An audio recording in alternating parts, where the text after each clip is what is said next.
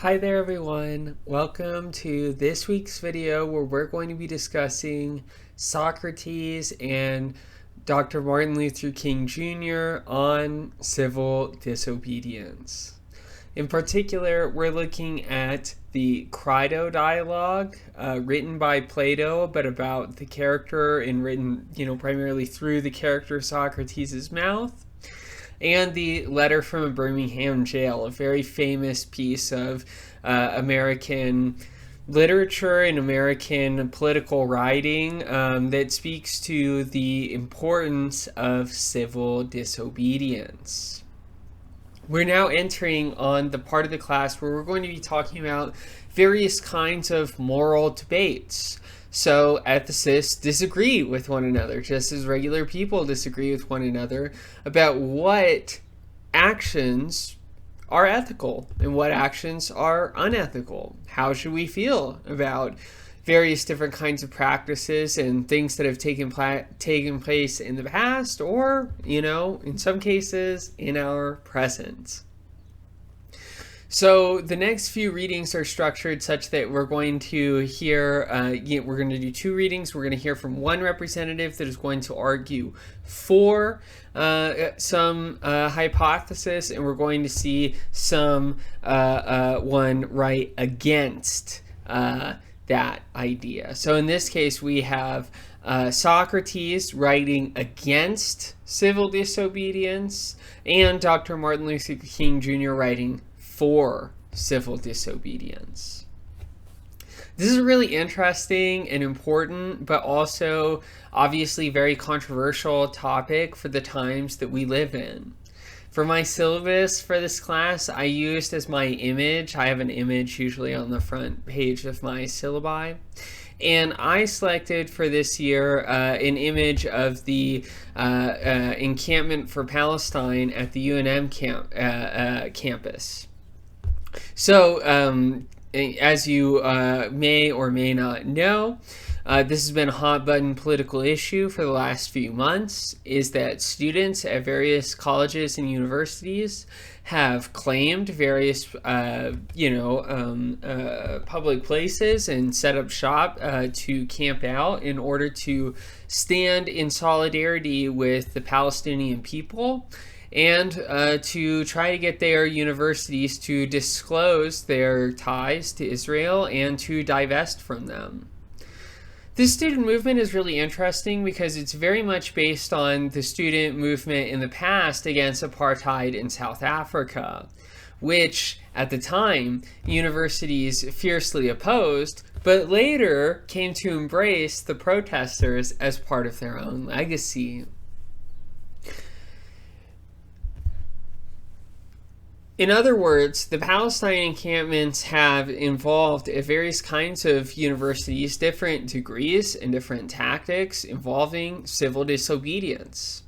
So here in Albuquerque, what took place one day was that protesters from the encampment came and took over the student union building. Well, didn't really take over the building so much as occupied a small part of it. And this prevented the building from closing and disrupted operations at the building until they were swept out of the building the next day at around 3 or 4 a.m. By the police. Now, people express all sorts of different attitudes about these events. Some people condemn them. They think that the protesters were acting immorally or irrationally by insisting on their own political perspective and for their willingness to violate various university rules and policies in place to prevent this kind of disruptive behavior. But on the other hand, people also thought that the protesters were, in effect, justified. That the cause that they fought for was legitimate and right, and although there were policies that prevented them, that made their actions technically either illegal or against university policy, that those rules should be seen as bunk because they were being used to support an illegitimate purpose. Now, of course, I do not expect us in this class to resolve or really have anything to say about the conflict in Israel and Palestine. Instead, what we're going to turn our attention to are, I think, a more abstract question. Although the recent Palestine encampments are the opportunity for us to think about these questions, in principle, the ethical questions undergirding our judgments are deeper, and instead reside in moral principles about the importance of following the law versus the law, seeing the law as an instrument to achieve certain kinds of moral purposes, and that, in some circumstances are legitimate and in other circumstances need to be broken. So that's just to say that it's a very hot button political issue, and it is one that is very relevant for the times that we live in. So it'll be good for us to spend a moment to reflect together on the nature of the ethical principles, perhaps undergirding our judgment of the events, one way or the other. So we're going to begin with Socrates' perspective. Socrates' perspective is, I think, that civil disobedience is wrong. And it's wrong because it's always wrong to do harm, and that civil disobedience harms society by undermining the law. So I anticipate that Socrates would look at the encampment and think that they were acting wrongly in virtue of violating laws or procedures or policies that they had otherwise agreed to for the purposes of advancing their own political agendas. So I think Socrates would condemn the protests and argue that, especially in those moments where they were willing to violate either the law or university policy, that they should not have behaved that way, right? That we can look at their actions as morally impermissible, worthy of blame. To provide a little bit of background on this reading is really interesting. It occurs at, actually, I should back up even from that and say that the reading that we're doing from Plato that expresses Socrates' opinion is the Crito. And the Crito is a really interesting early philosophical document. It's like over 2,000 years old, written in around 400 BC. This document details the events of Socrates' life, in particular the events of Socrates' life at a particular point in time where Socrates has been jailed after being found guilty of impiety and for sophism. And so in this moment, we approach Socrates as he's waiting for his execution in jail. And his good buddy Crito comes in and bribes the guard and says something to the effect of like, oh, hey, Socrates, we both agree that you were prosecuted unjustly for trying to practice philosophy. So let's bust out of here, right? You don't believe in the reason why you're convicted. I don't believe in the reason why you're convicted. So let's simply escape, and maybe you can live in some other land and practice philosophy over there. Socrates famously decides not to go with Crito. And in particular, Socrates decides not to go with Crito because Socrates is not convinced that it's the right thing to do. So in other words, it would obviously personally benefit Socrates, at least to some extent, to escape his charges, right? I mean, he wouldn't have to drink hemlock and eventually die, which is what happens in the very next dialogue in this sequence. But Socrates thinks that he is obligated to the laws of his country, of his city-state, in this case, ancient Athens, the place where he was born, the place where he grew up and spent his life. Socrates' basic thought is, it's never right to do wrong. Socrates, in other words, would be kind of a pacifist. Socrates would think that when you harm another person, really you're hurting the justice of your own soul. So it can never be the right thing to hurt another, even in the case where they hurt you first. So I think that Socrates' dictum on the analog of this case, talking to the encampment for Palestine, either at UNM or elsewhere, would be to say, yes, perhaps you are right. Perhaps the university is wronging you or harming you in some way by using your tuition dollars or what have you in order to make significant investments in Israel or companies associated with Israel or companies that benefit from warfare in the Middle East. And, so yeah, you're harmed, but nonetheless, it's still not right, even in these circumstances, to harm another in turn. Socrates wrote very much before really any of the major ethical theories that we discussed up to this point had been established. But I think that we can locate in Socrates' thinking a kind of deontological idea. That it's simply an absolute moral rule not to do harm to others. To do harm to others is ultimately, on Socrates' account, to do harm to your own soul. And so it's never justified under any circumstances whatsoever. This makes the Socratic approach to the question of civil disobedience seem like it is very similar to the deontological approach. And I would argue, in fact, that it is ultimately the same as the deontological approach. Even though Socrates wrote well before Immanuel Kant or really any other major proponent of that theory. But now let's turn to the other perspective in our readings for this week. This perspective was elaborated by Martin Luther King Jr., who I would argue is one of the only philosophers, really, that America has reason to be really proud of. Obviously, most people know at least a little bit about the basics of Martin Luther King Jr.'s life, but the piece of writing that we're looking at is a really interesting and really important document, both for American history, but also for the history of philosophy. In it, King argues that civil disobedience is not only permissible, but obligated, positively obligated, in cases of injustice. Accordingly, King's position, therefore, is not only that the UNM protesters or the protesters at whatever university across the country, not only are they permitted to have these acts of civil disobedience, but in fact, that we all are morally obligated to participate in this act of civil disobedience, at least insofar as you agree that there is injustice.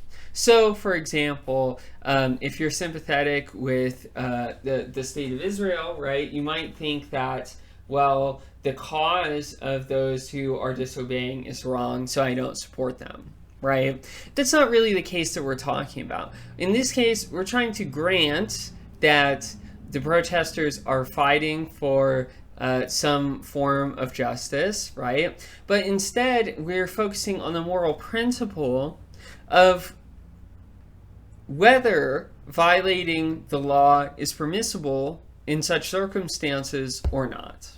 So in other words, in our class, we're less interested in figuring out the history either of the Israel-Palestine conflict or of really any of the other discussions that we're going to be having. And we're more interested in the bedrock foundational moral principles that underlie our assessment of those particulars. I think that King's argument for why we are positively obligated to engage in civil disobedience in cases of injustice can be seen from a few choice quotations that are ultimately really, really famous that I've taken from this work. First is the really, really famous statement that injustice anywhere is a threat to justice everywhere. So King's thought here goes like this. If you live somewhere like Nazi Germany, where one group of people can be systematically oppressed, marginalized, excluded from the protections of the law, etc., then even if you do not belong to this oppressed group, you might at some point in the future, right? It's not that something necessarily has to change about you, but if you live in a society which is founded on the idea that it's acceptable to eliminate groups of people if they're considered undesirable, then there comes the possibility that one day you too will be considered undesirable.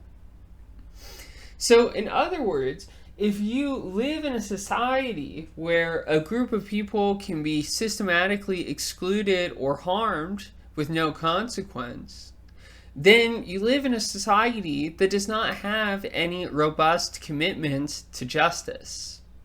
And if you live in a society that doesn't have any robust commitment to justice, doing fine now is not an indication of doing fine later.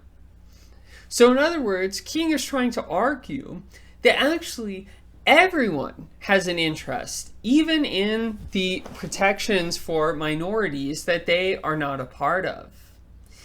If I allow injustice to persist in other cases, then one day, the thought goes, this injustice will eventually come to affect me and my loved ones. King combines this thought with another important thought. This quotation that says, quote, "We know through painful experience that freedom is never voluntarily given by the oppressor. It must be demanded by the oppressed." So, King's thought is, it's not even conceivable that you could think, well, there exists injustice, for example, against Black Americans or against Indigenous Americans, but I just believe that over the arc of history that will kind of sort itself out, right? King's thought is, that is not a reliable or ethical thought, right? That's not the sort of thought that you should put any stock into. That's not the sort of thought that should guide your action. Why? Because if you allow injustice to persist, then it inevitably spreads, right? Injustice doesn't like unjust political institutions don't just deteriorate over time. They have to be overcome. And so finally, King thinks and says, quote, "An unjust law is no law at all." Excuse me, sorry about that. I bumped my desk. So the thought here is,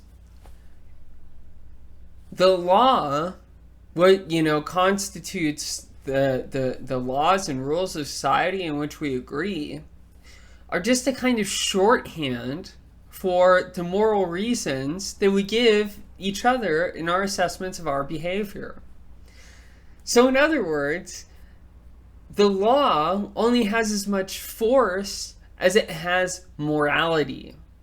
So laws that are bereft of morality have no binding force. Immoral, unjust laws actually don't obligate us to do anything any more than a bad reason can obligate us ethically. And so there is no harm in disobeying an unjust law, according to King. In fact, there's a harm in going along with an unjust set of laws. So King can accept the principle that it's always wrong to do harm, but accept or maintain that civil disobedience actually doesn't do harm, but prevents harm from being done. King's point of view is to some extent hard to pin down. In a way, he kind of seems like a deontological thinker, because it seems like he says that there are certain things that you're obligated to do, for example, disobey unjust laws, regardless of the circumstances. But he also seems to have something like a consequentialist idea that resisting the law actually produces greater welfare in the long term. So it's hard to say what major moral theory, if any, King's thought really aligns itself with. I'm really interested to hear what you all think about this major disagreement that very much speaks to our own personal circumstances. I look forward to hearing what you think, and I'll see you in the next video. Bye.